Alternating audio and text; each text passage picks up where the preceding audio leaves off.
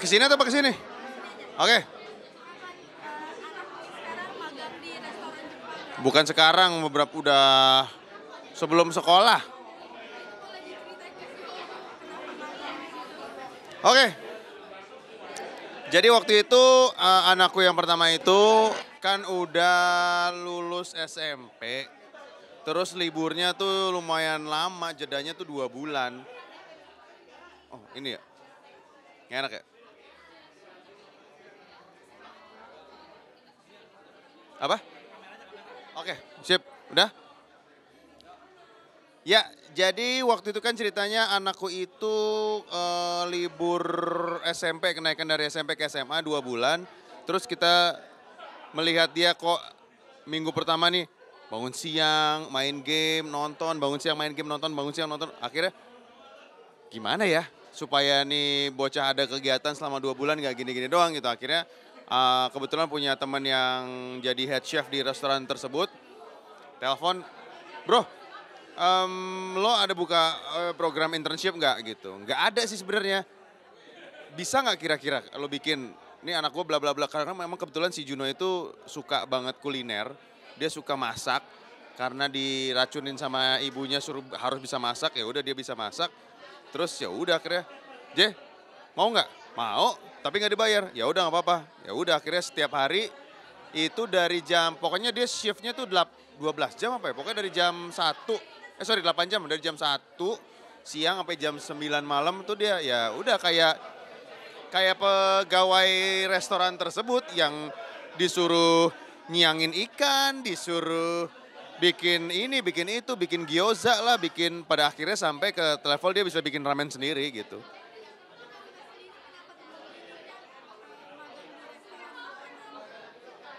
Ya karena nomor satu, kenapa restoran? Ya karena nomor satu dia interestnya di kuliner. Emang dia suka masak dan dia emang bisa bikin ini, bisa bikin itu, bisa bikin pesto, spaghetti pesto, bisa bikin hamia, hamia, hamia, hamia yang gua aja nggak bisa bikin. Nah akhirnya mau nggak dia tertarik sama kuliner Jepang juga, ya udah. Kebetulan ada jalannya, ada koneksinya, magang deh 2 bulan. Ya full, full bener full. Sebenarnya dia bilang itu kalau emang ibaratnya tuh dia tuh jadi kayak semacam bukan magang ya, semacam training. Beneran dia semacam training mau jadi pegawai di situ, mau jadi salah satu dari cooking crew-nya lah gitu. Nah tapi akhirnya kalau emang mau diterusin lagi 1 bulan, dia mungkin bisa kerja di situ gitu. Cuma ya, nah itu kan cuma buat cari pengalaman aja ya gitu. Jadi ya 2 bulan full, bener-bener full.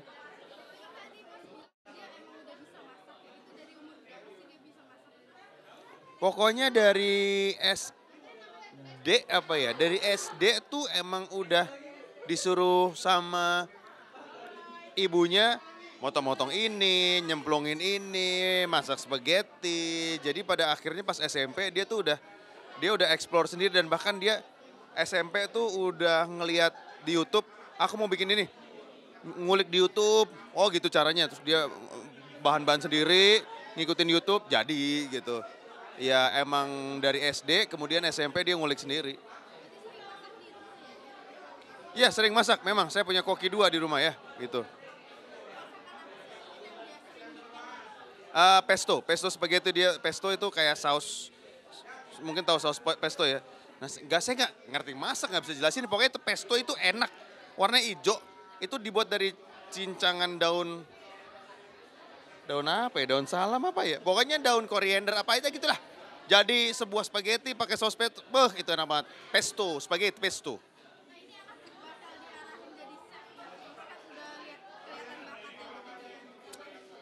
Memang dia kan lagi doyan kuliner, tapi baru-baru ini juga dia mendalami catur sampai, nah ini anak emang nggak ini ya, kalau menurut saya nih dia tuh nggak ada gengsinya.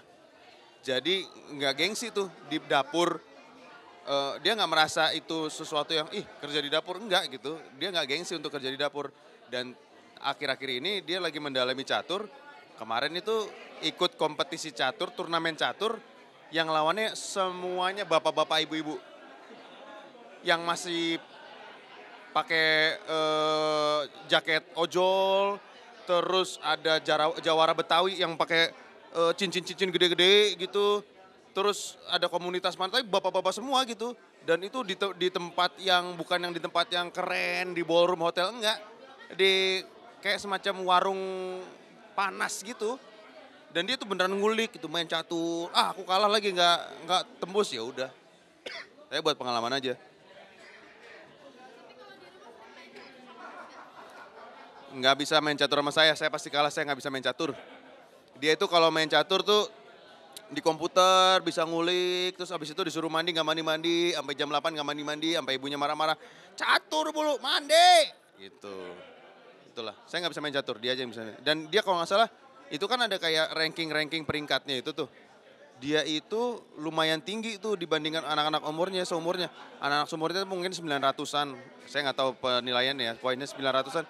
Dia tuh udah 1.200, 1.300 berapa gitu.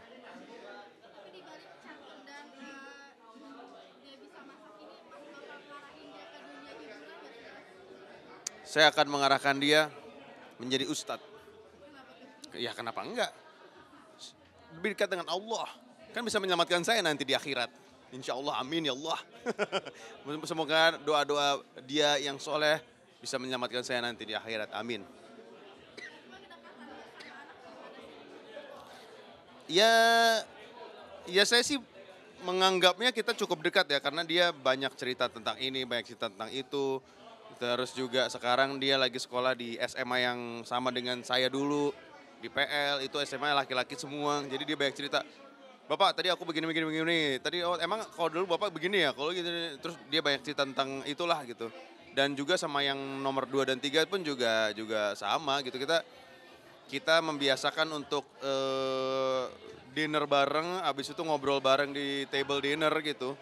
Walaupun selalu ada jatah screen time, selalu ada jatah mainan handphone, tapi kalau udah di dinner time, kalau ngobrol gitu, cerita semuanya.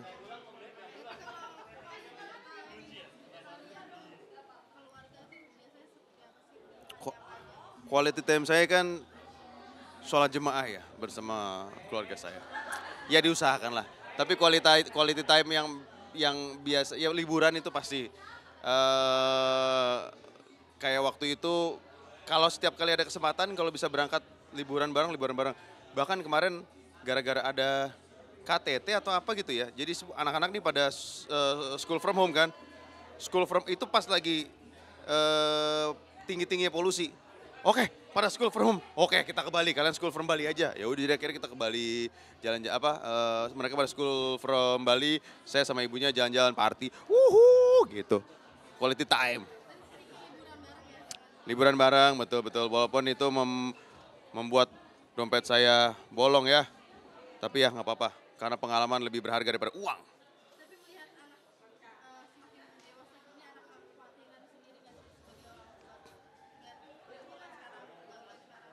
Iya, memang menarik melihat mereka ini jadi, karena dulu kan masih bayi-bayi, masih kecil-kecil gitu kan. Sekarang udah beranjak dewasa, ada yang remaja, ada yang preteen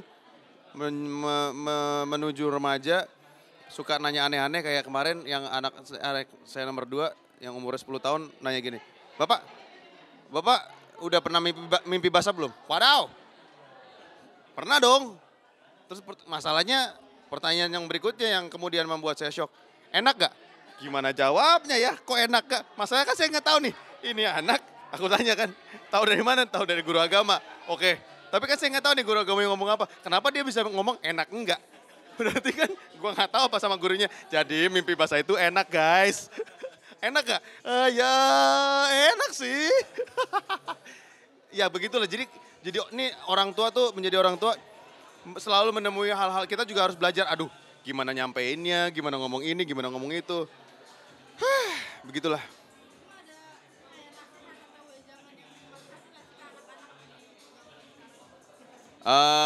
Pokoknya sih ya kalau beda-beda nih, terutama untuk yang anak-anak dewasa, itu udah mulai dikasih tahu bahwa kamu tuh udah gede, perubahan-perubahan di tubuhmu tuh udah terlihat, ya kan. Kamu udah tahu sendiri lah, udah mulai malu, nggak bisa, kalau mandi nggak mungkin, dulu kan waktu kecil masih mandi bareng, kalau sekarang kamu pasti mau mandi sendiri. Kamu itu udah mulai dewasa, ketika kamu sudah dewasa, itu kamu sudah akil balik. Terus kamu juga bisa, bukan bisa ya, kamu harus lebih bertanggung jawab karena perbuatan-perbuatan yang kamu itu efeknya bisa jauh gitu. Termasuk juga sesuatu yang berkaitan dengan seksual dan segala macam. Wah panjang lah ngobrolnya tuh. Anak yang kedua sama tiga saya biarin aja mereka loncat-loncat lari-lari kayak hutan, biarin aja ntar belum itu nanti. Anak kedua sama tiga ya pokoknya kita sih lebih apa ya, lebih ngasih contoh sih kalau aku sama ibunya gitu, maksudnya lebih ngasih contoh karena namanya juga orang tua ada marahnya, ada emosinya. Jadi kalau kita marah nih, marah, habis itu nggak lama minta maaf, maaf ya tadi I'm sorry if I yelled at you, I'm sorry if I hurt your feelings. Terus pelukan, terus nangis gitu. Jadi dengan begitu dia besoknya pun begitu, begitu dia marah-marah, dianya gantian dia yang minta maaf gitu. Gitulah. Saya lebih deket anak mana ya? Mungkin kalau secara sifat ya yang nomor 2. Cuma sekarang yang sama yang nomor 3 karena dia perempuan juga sekarang lebih yang dulunya nggak terlalu karena yang perempuan dulu lebih nempel sama ibunya. Sekarang yang perempuan tuh udah lebih mau bonding sama saya gitu sebagai bapaknya gitu. Terus juga lucu aja gitu ngeliat perempuan tumbuh gitu, ada sosok perempuan lain yang lo sebagai ayah tuh jatuh cinta sama dia tiap hari gitu ngeliat dia. Ya Allah anakku cakep banget ya. Untung ya Allah, untung ikut ibunya gitu. Aduh, takut banget, takut banget, takut banget. Terutama ya banyak lah ya influence-influence yang kita tahu kan. Maksudnya kalau dulu anak laki-laki ketakutannya bandel. Terus tiba-tiba, Bapak apa? Aku ngambilin anak orang. Aduh, astagfirullahaladzim. Itu kan ketakutan orang-orang dulu ya. Kalau sekarang ketakutannya banyak bener. Banyak bener. Yang emang harus dipagerin gitu. Sosial media harus dipagerin. Koneksi dia ke internet harus dipagerin. Screen time, dia kenal sama siapa. Dia terinfluence apa. Wah banyak banget yang harus dikasih wejangan-wejangan, dikasih pagar-pagar, dikasih batas-batas gitu. Saya lebih ke melihat dari jauh. Jadi kalau misalnya dia jatuh, udah biarin aja dulu jatuh biar bangun berdiri sendiri. Gitu. Ntar baru tanya, kamu kenapa tadi jatuh? Gara-gara apa? Gara-gara ini. Bisa berdiri sendiri nggak? Tahu nggak kamu tadi suara saya gini-gini, udah gitu. Nggak terlalu jatuh, ayo nak, ya ampun jatuh, sakit ya, nggak gitu. Proteksinya dengan membiarkan dia, ya udah kalau kayak misalnya di anak saya yang nomor 1, itu kan laki-laki semua. Dia kelas 1, dia udah senior kelas 3. Aku bilang sama dia, selama senior itu cuma iseng-iseng doang sama kamu, cuma ngerjain doang, ya udah deal with it your own, lo urus sendiri. Tapi kalau misalnya udah kelewat batas baru ngomong sama gua gitu. Tapi kalau selama itu masih lucu-lucuan, urus saya sendiri gitu.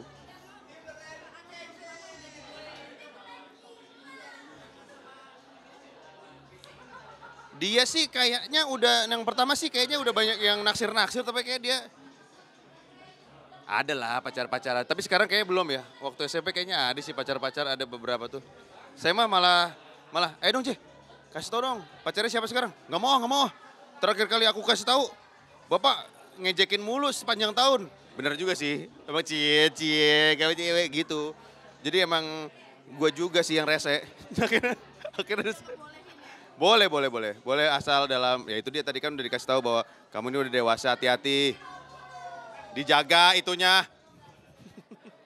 Gitu. Oke, thank you.